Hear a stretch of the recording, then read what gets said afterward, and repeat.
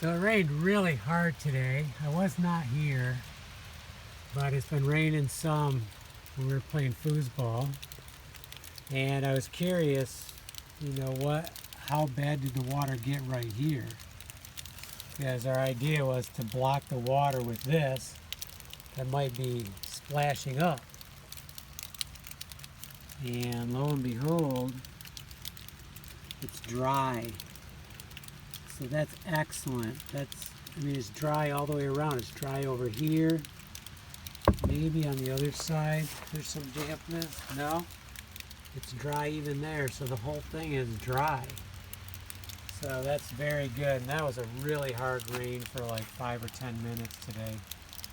Now it's just sprinkling, so I'm not surprised that this would not do it. But a really, really hard rain, and it's still dry back there. So that's very good.